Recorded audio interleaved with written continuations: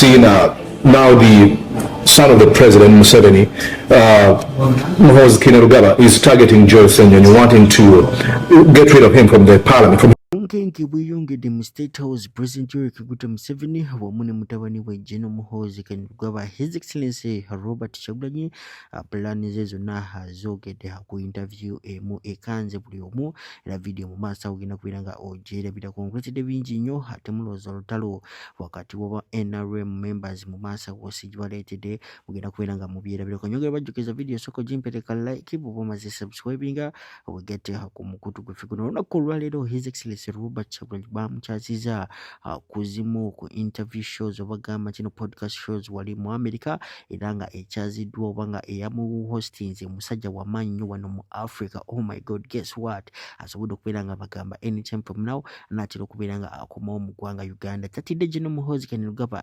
even a single day. A video nyagala osooka ogiwulirize otubula ebirowoozo byo mu comment section. Do you think His Excellency Robert Kyagulanyi is that brave to face General Muhoozi Kainerugaba in the coming months? Kwanga yagamba anytime from now natera okukomawo. His position actually, leader of opposition.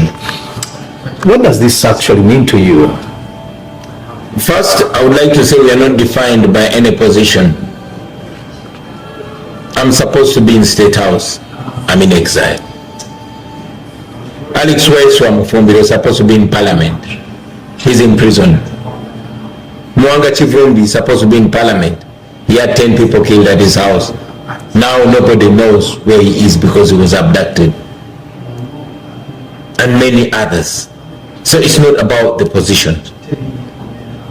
Of course, Museveni's son, Muhoozi Kainerugaba, has gone ahead to expose himself and expose the lawlessness of the regime, which is sad but beneficial to our argument. I mean, we don't have to waste so much breath, making that point.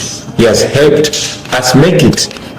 Unlike dictators that we are told about, Idi Amin killing people, Muhoozi takes pride in killing people. He self-confessed. He tortures people, takes their picture and will put it on social media. So it makes our argument way easier. The Honorable Joel Ssenyonyi has and continues to play a very, very important role. No wonder he's targeted. I'm so proud of him. He's not shakeable. And if, again, they make that idiotic move in the Parliament of Uganda, so be it, because it will be further exposure. Ssenyonyi is not defined by a position. He's defined by what he believes in. That is why even when that indisciplined man tried to intimidate him, Ssenyonyi was not intimidatable. So it's not about any position. It's about what we stand for. Alright, ndowooza owulidde paati y'omukulu Honorable Joel Ssenyonyi yagamba nti no, ekyobwa leader of opposition, it doesn't matter. What matters is the people of Uganda having their freedom. Webanga Uganda yagala kugyawo obwa leader of opposition yetakirindako obuzibu. Njagala osooka owulirize eno paati ekisinza okubeera nga ekanga General Muhoozi Kainerugaba wali mu State House mali tweyongere. Watana subscribing. No, I'm going to go back and make things better with our people. Okay. Yeah. So some analysts have argued that, the transition of Uganda can only come in one way. And this is going to be a peaceful negotiation with Museveni, because they've said you do not believe in violence. Many of our comrades have said, how about we use the other ways? And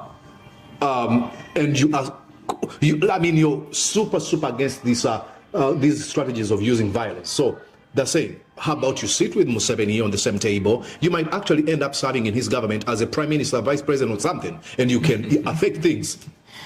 I'll tell you that, first and foremost, yes, it's true, we don't believe in violence. We believe in non-violence, because violence has not produced Democrats. Except for only the case of Ghana the late J.J. Rawlings, but violence has not produced democrats. It only produces entitled tyrants.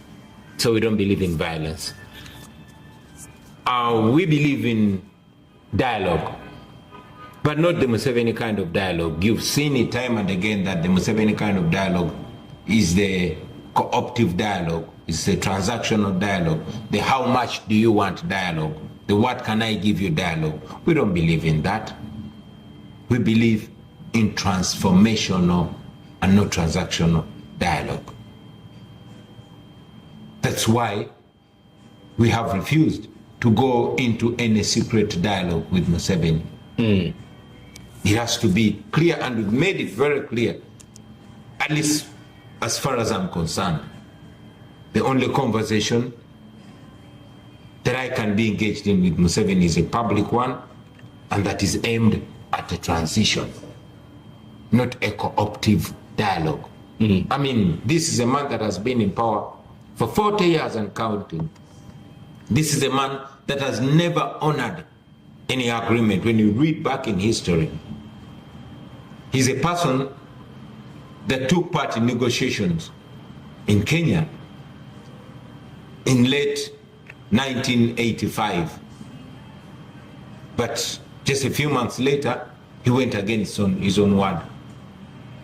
So Museveni is not the kind of person whose word is to be taken. Yeah. Now, your message when you are campaigning encouraged Ugandans to vote, protect their vote, and reclaim it. Yes. Looking back, a few months after those days of campaigns, do you think that message raised more expectations than, realistically it could, or it was perceived? And do you think Ugandans did not stand up for what you told them to? Like asking for their vote or protecting it? Do you feel like it's sort of betrayed? It was an awakening message, and I would not call it any betrayal. Betraying who? I have the same right on Uganda as Kabaya and as you. All of us Ugandans have the same belonging and same ownership and same right on Uganda.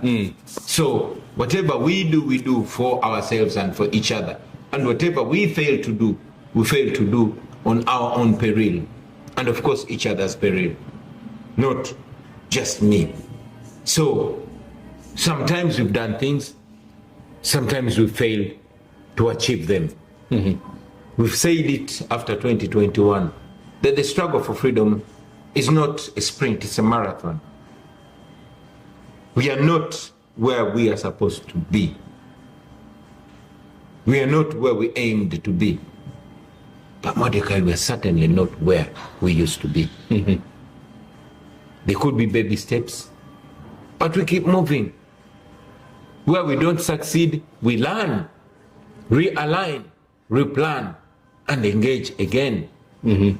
Alright, nga tupitadde ku mobile nkugambye olutalo mu NRM omukulu kisa kya mukama kyakola banneha kyakoze omukulu Honorable Kabanda. Video njagala ogibuubuude ogirabe yonna mpaka bwegwayo, otubuule ebibuuzo byo mu comment section, oba otubuule ebibuuzo byo mu comment section. Olowooza emwana ya His Excellency Robert Kyagulanyi eri mu kubeera nga ekyankalanya bana basajja mu State House. Mukikira bulungi kino cabinet president Kaguta Museveni Mubyadala bukyanga bagironda. Oh my god, it has been a chaos. Sinaba kubeera nga ndaba cabinet ng'ekwatagana buli omu ayagala kufisa wuwe wuli balamu asiba banne aba NRM banne baletse okubeera nga banyiga bejjuso bagala kwegatta ku His Excellency Robert Kyagulanyi. Nkugambye luno olutalo lw'abagezi bokka yanyongera bajjukiza gwatala bakubeera nga subscribing share ashrafu omusomi w'edduwa namba ze 0711 so mukubirako bano mu inbox en WhatsApp ajasa okubeera nga kuyamba gwe nango ina business oyagala kulanga naffe oli muyimbi oyagala interview namba zaffe 0737 ya tukubireko tujja kubeera nga tukuyamba. Sokolabe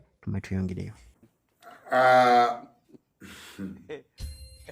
Naye olunaku lumu njagala Kabanda nga atudde wantu ngende munyampire muggo omuzi agwene ku ttaka kubanga kyekisobola Kabanda alowooza nenkana tonenkana boyi ndi muyambi wa pulezidenti oli muwozi wa toyi yajje n'omuwozi waliwo enjawulo ezi ne bw'onookosa kaswa FM kaako nze nakola dalikoti erw'emiyaga gy'ova ewammwe Wumunyina yika mukaga nga family. Nze nalwanira abantu okudda ku ttaka lyabwe. Nze nalwanira abantu okufuna emirembe emiyaga. Nkusinga amaanyi wamwe Kabanda ebyo by'okusinga. Nkusinga amaanyi mu ggwanga, nkusinga amaanyi wa president. Ekyo kyoba osibasiba. Kabanda ne bw'ona okoza kafuga ako kamukalakasa kawateeke mu bendi. Mbulwanza kya Mukama musimanya abo tosobola wafuna emyenda 7 tumbavu. Musajja omukulu ekitwe kikalu. Mugosindika kasimanya Afrika arwanisa kya Mukama amulagenga bwali obubi mu ggwanga. Mwena mulinga amatako. Nja kuba nyampi. Nja kuyita bamawulire banyampere bunyampizi. Kabanda abantu bofeze bamala. Ekitibwa kyo wachettira. Bw'oba oyina amaanyi Kabanda. Njagala okole omukolo. Otwala abantu ewammwe. Oba bafaanana batya, oba bafaanana watya. Njagala okole omukolo. Olage maama bo, olage baganda bo, olage ekika kyammwe. Bw'oba otegeera bulungi. Nze gw'ozannyirako kyali wange eriko nagimala. Akyaza president mu maka ga tata wange. Nga nze nsimbyewo. Nenkyaza deputy speaker ne baministers n'abaka ba parliament ne bannaddiini. Tokyazanga wadde chairman w'abatemi b'embizi. Oli awo oleekaani emimwa gikumyusenga gubasize langi. Onoogibezenga gwe bagenda okuzimbako buloka. Kabanda nkusinga kyali wange amaanyi. Bwe gaba amaanyi mu ggwanga nkusinga toddangamu okwepanga. I am a special president's assistant. Otula mu ntebe olinga alinda toyi ejjulo gisiimu. Musimanya muzesola kubeera minister ate nga president yagamba mu commissioner nga balesa list y'aba commissioner naga I don't want to see this idiot. I don't want to see this idiot. And president came at 9:30. He was home to come and witness when I was thanking God for the life of our family. Ne kategoria olinga ekirebe. Oza nti babiraba. Batoyita bakoze emikolo ewaabwe, bamawanda bakoze emikolo ewaabwe, bani gw'otambulanga eddebe oyina ki? Kale kamube ku kibanja twala y'abantu. Bw'ogenda okulayira mu palamenti otambuzana weesiba ku bantu kubanga bootiisatiisa bani bakuwerekera ne bani. Kabanda I'm not in your level. Ono wantumanga okuvuma balamu n'ontumanga okuvuma abantu. Ebya Buganda byagwawo waleeta obusente embuno mpaana. Katwefunanga yagala nnyo Buganda. Kya Mukama yakunabira Buganda mpunye ennyuma. Wali oleeta obusente ngo sponsoringa lwaki? Nali nkuyise sigo sponsoringa okunamira Buganda. Sigwe Kabanda. Kati wano wese sasesa wagamba Buganda teyina kyeri katoya samaki. Wakuba abantu amasasi n'ogamba bali mu self defense. Kati ono gw'okosa mu Kya Mukama yakuya abantu amasasi. Kabanda ayogedde Kabanda bisaaniiko. Wenna kati nabo sibe tayite kyakutuuka. Omanye ekyakwawula ne speaker wa parliament. Okimanyi.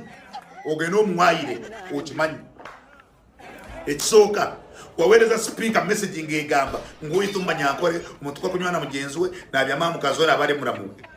Ng'otegeeza mbu oli oyagala kwebaka ku speaker. Speaker n'agamba that is totally wrong. Speaker byakuwanga haga wena n'oyima nti oyina oluyimoyimo olinga endiga. Kabanda oyimira ne musana n'oyimira mu nkuba n'oyima ekiro n'oyima ku makya wenna bimwa ne bibikwerenga kyovula bimwa gibeera gyasamye.